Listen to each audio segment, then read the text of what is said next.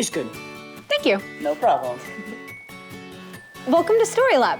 This week, we're talking about humility, while we take a look at an amazing letter written from prison.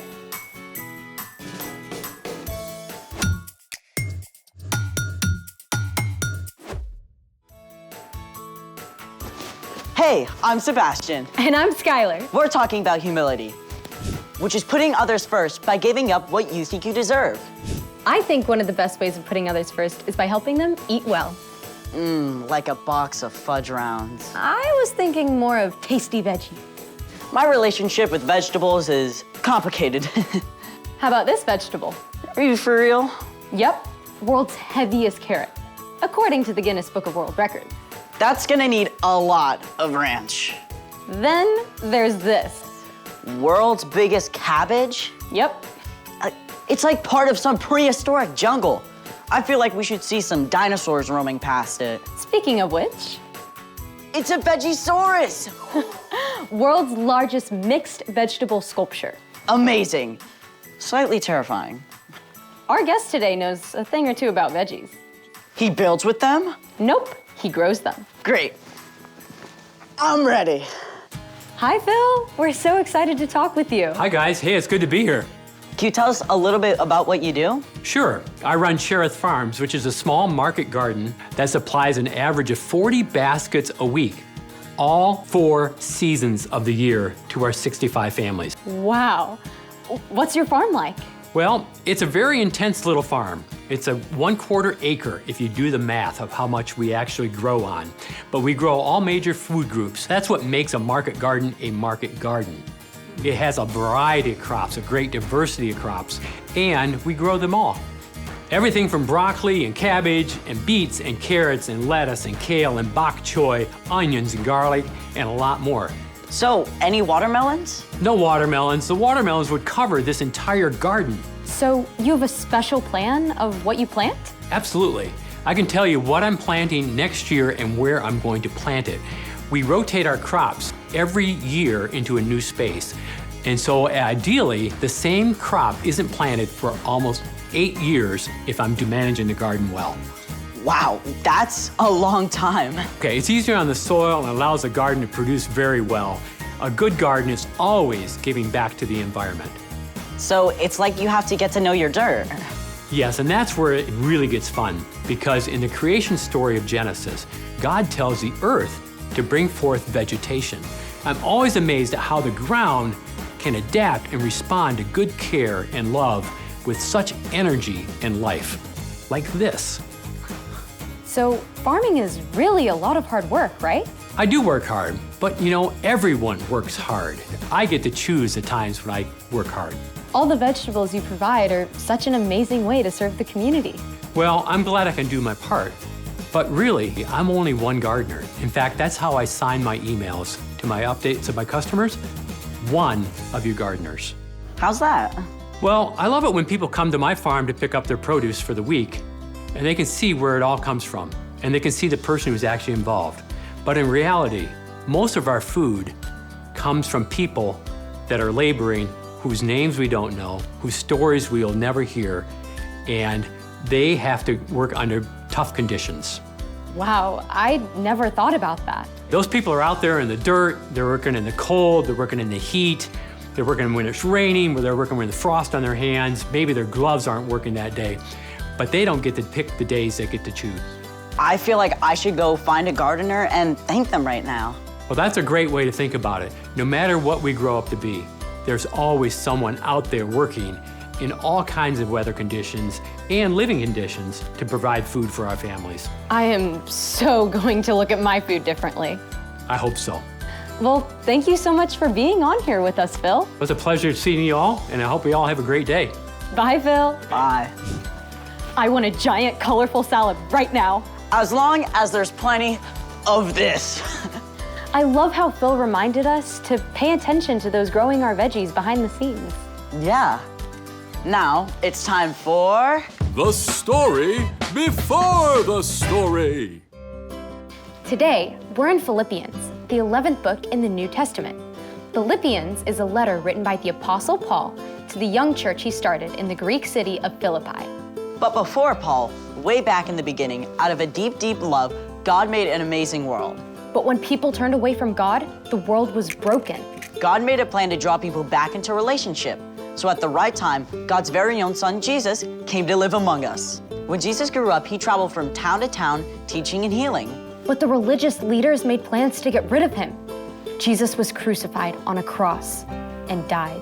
But early Sunday morning, Jesus returned to life, and lots of his friends saw him. Which is where our story starts. Hey everyone, I'm Chloe. Hi, Chloe. For 40 days after his resurrection, Jesus spent time with his friends. Then he returned to heaven to be with God. But the news about Jesus spread. More and more people began to follow Jesus, including Paul. Paul traveled all over, starting brand new churches.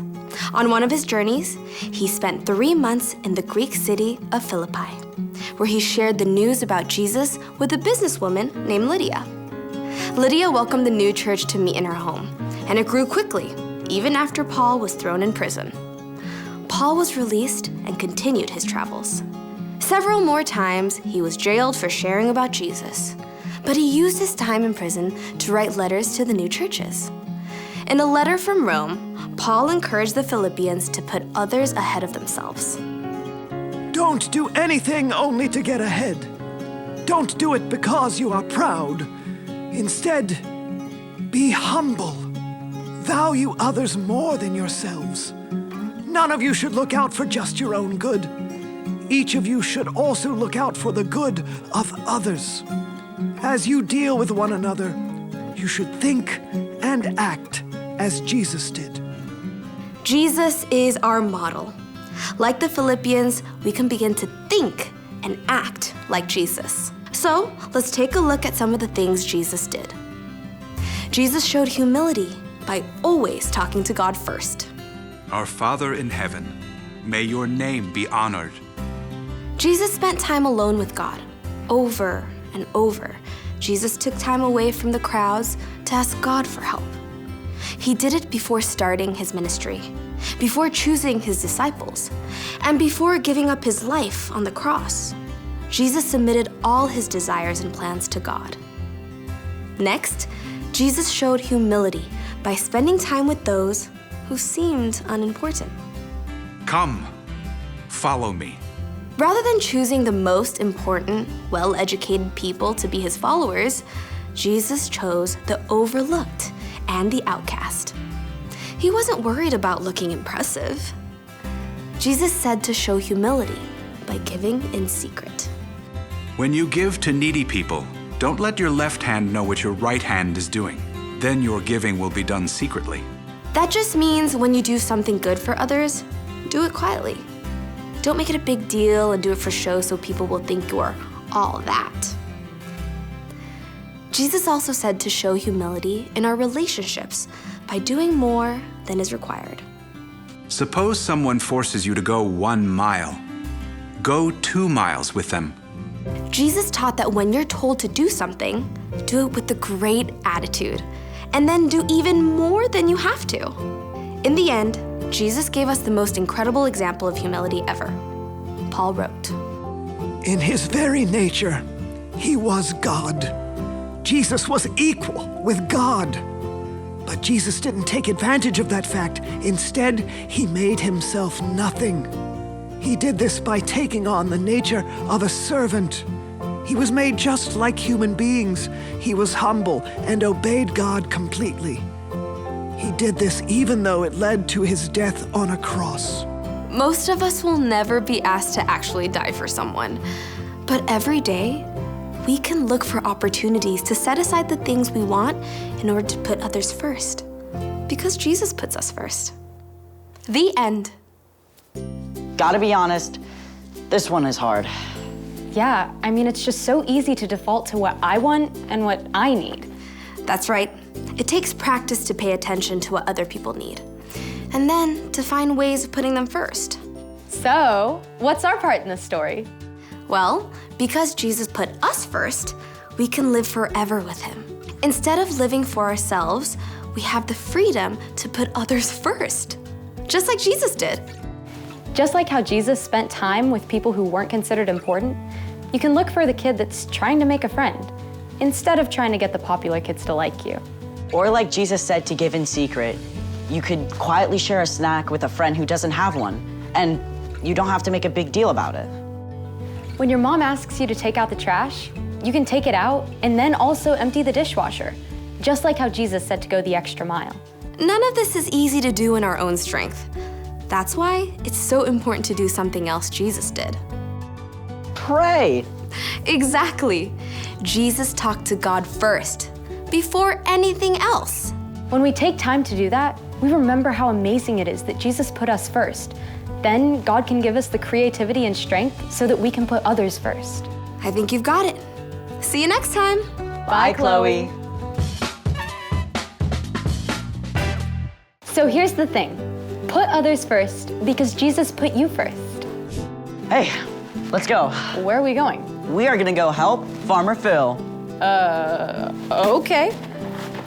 Thanks for joining us in the Story Lab. We'll see you Next time. Let's go.